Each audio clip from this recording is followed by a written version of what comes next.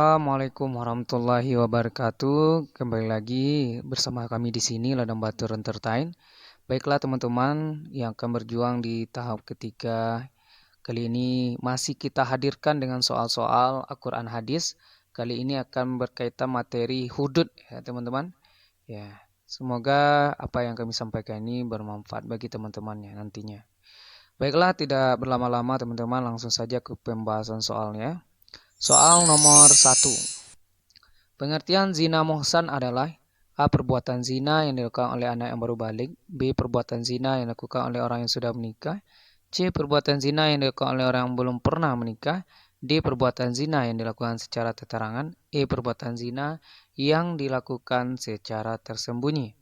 Jadi kaitannya zina itu ada dua macam teman-teman ya. Ada zina muhsan dan zina ghair muhsan. Jadi jawaban yang tepat adalah yang B. Perbuatan zina yang dilakukan oleh orang yang sudah menikah. Kenapa? Kita lihat pembahasannya.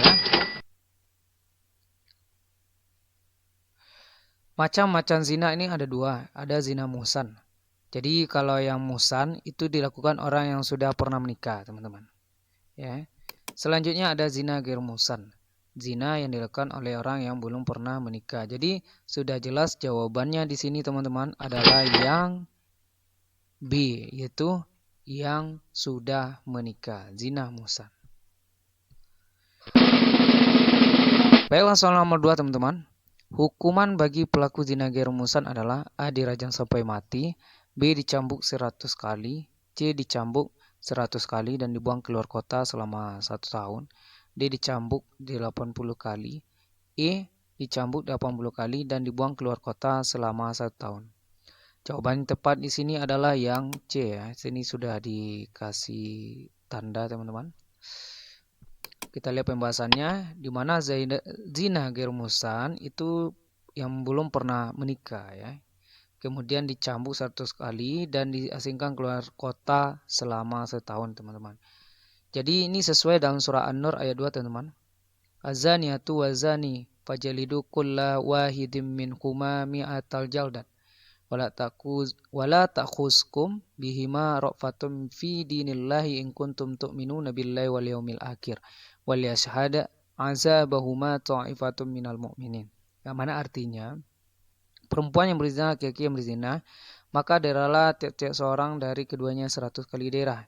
Dan janganlah belas kasihan kepada keduanya, mencegah kamu untuk menjalankan agama Allah jika kamu beriman kepada Allah dan hari akhir. Dan hendaklah pelaksanaan hukuman mereka disaksikan oleh sekumpulan orang yang beriman. An-Nur ayat 2.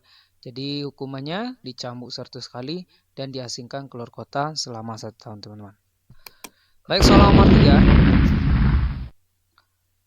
Orang yang menuduh seseorang yang berbuat zina, hukumnya adalah A. dicambuk 20 kali, B. 40 kali, C. 60, D. 80, E. 100 kali. Di sini sudah ada tandanya D. Kita lihat apakah ya D jawabannya. Kita lihat. Iya, betul. Dicambuk 80 kali. Jadi orang yang menuduh seorang berbuat zina itu namanya kazab, teman-teman. Jadi hukumnya adalah dicambuk atau didera sebanyak 80 kali sesuai dalam surah An-Nur teman-teman ayat 4.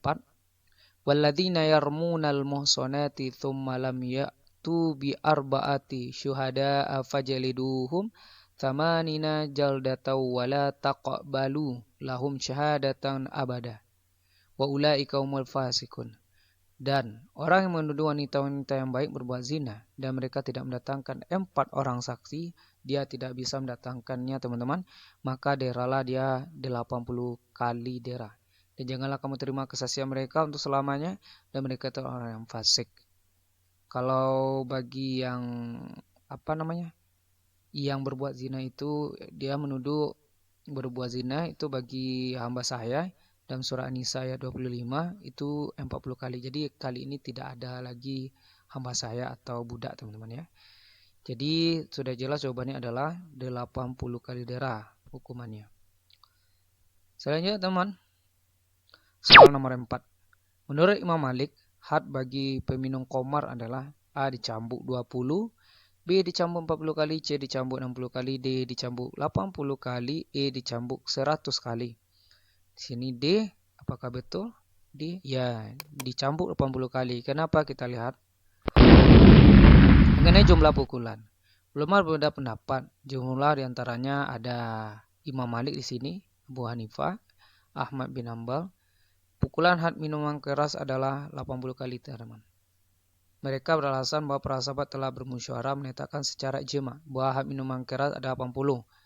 Yang mana dalam hadisnya ini, teman-teman, di mana artinya Anas bin Malik radhiyallahu telah dia dapat kepada Nabi sallallahu alaihi wasallam seorang yang telah minum khamar kemudian menjilidnya dengan 2 tangkai kurma kira-kira 40 kali. Anas berkata, Abu Bakar pun melakukannya 40 kali. Setelah masa Umar, ia bermusyawarah dengan orang-orang, dan Abdurrahman bin Auf berkata, si ringan had adalah 80 kali, teman-teman.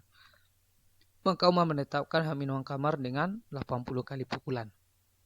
Itu ya jelas kalau had bagi orang peminum khamar itu 80 kali dipukul, itu hukumannya, ya. Baiklah teman-teman, soal nomor 5.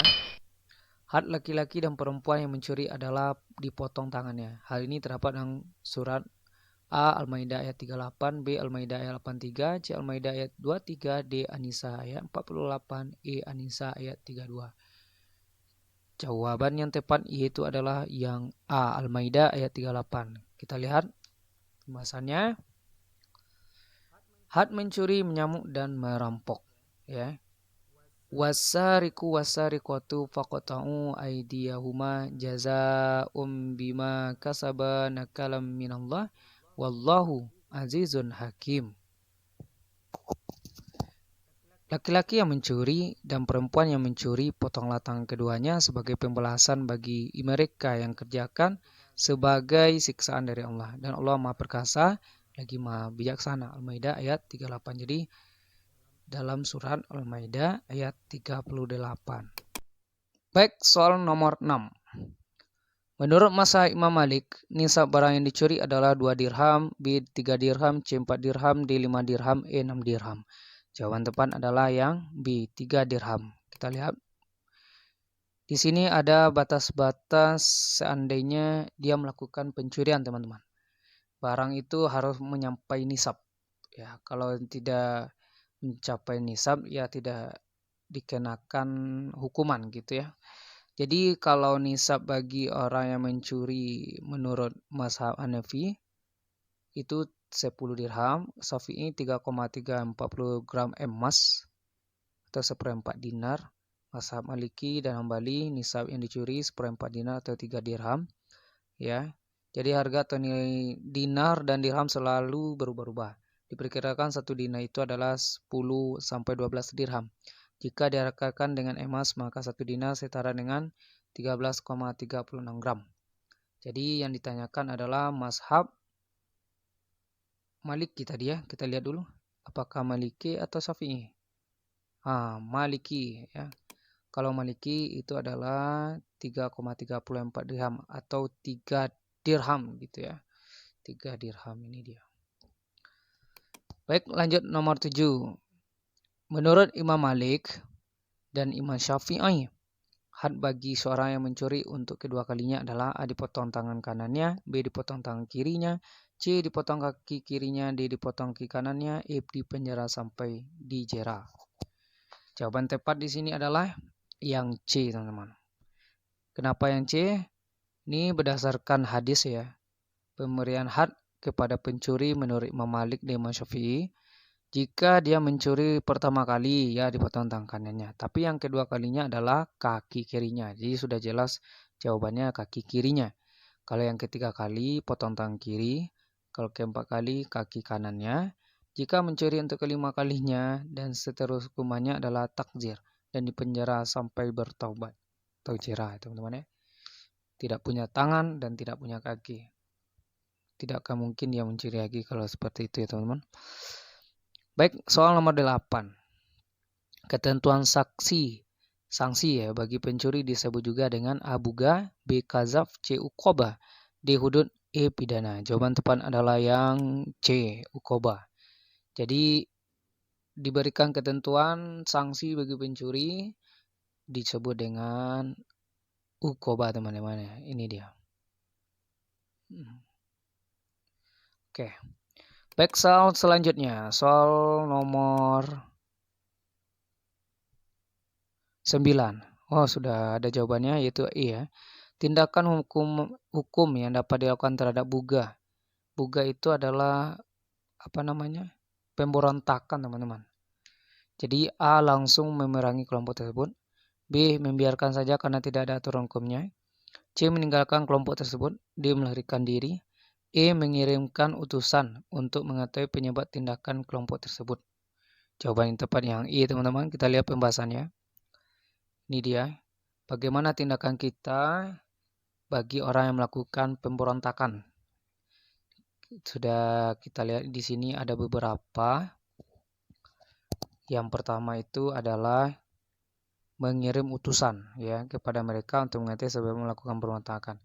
Apabila sebab itu ternyata berupa ketidaktahuan atau keraguan mereka, maka diusahakan agar ketidaktahuan atau keraguan itu hilang. Dan kemudian ada tindakan-tindakan lain, teman-teman. Jika dengan tindakan pertama tidak berhasil dan mereka tetap bertahan dengan pendapat mereka, tindakan selanjutnya adalah menasihati dan mengajak mereka untuk kembali menatati iman yang sah. Selanjutnya, kalau usahanya gagal juga, maka tindakan ketiga adalah memberikan ultimatum atau ancaman akan diperangi. Jika dengan ultimatum itu mereka meminta waktu, harus itu apakah waktu yang diminta itu akan digunakan untuk merenung dan atau memikirkan kembali pendapatnya, atau hanya sekedar ingin mengulur waktu.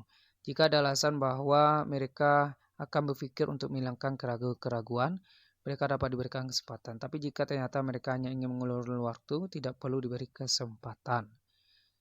Kemudian kalau tindakan A, B, C ini juga tidak berhasil, masih tetap tidak mau taat, tindakan terakhir adalah memerangi mereka sampai sadar dan kembali taat, teman-teman ya. Jadi usaha yang pertama kita lakukan mengirim utusan. Apa sih penyebab mereka itu melakukan pemberontakan ya? Baiklah, soal yang terakhir, teman-teman. Hukum bugah adalah A wajib, B sunnah, C mubah, D makruh, E haram. Jadi hukum yang melakukan pemberontakan itu adalah E haram ya. Ya, E haram. Kenapa? Kita lihat pembahasannya, teman-teman. Status hukum buga adalah haram sesuai dengan Al-Hujurat ayat 9. Wa in ta'ifatani minal mu'minat naqtatalu fa'ashlihu bainahuma fa in baghat ihdahuma 'alal ukhra faqatilul lati tabghi hatta tafi'a ila amrillah fa in fa'at fa'ashlihu bainahuma bil 'adli wa aqsitu innallaha yuhibbul muqsitin. Dan jika dua golongan dari orang mukmin berperang, maka damaikan antara keduanya. Jika salah satu dari kedua golongan tersebut menganiaya terhadap golongan yang lain, maka perangilah golongan yang berbuat niat itu, sehingga golongan itu kembali kepada perintah Allah. Jika golongan itu kembali kepada perintah Allah, maka damaikanlah antara keduanya dengan adil dan berlaku adillah. Sesungguhnya Allah menyukai orang yang berlaku adil. Jadi sudah jelas hukum buga itu adalah haram, teman-teman.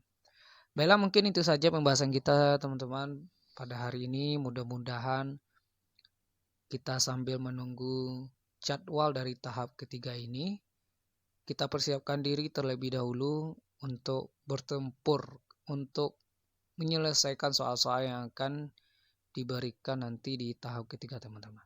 Maka dari itu, semoga apa yang kami sampaikan ini bermanfaat bagi teman-teman semuanya. Mungkin itu saja, teman-teman. Wabillahi taufiq wa hidayah. Assalamualaikum warahmatullahi wabarakatuh.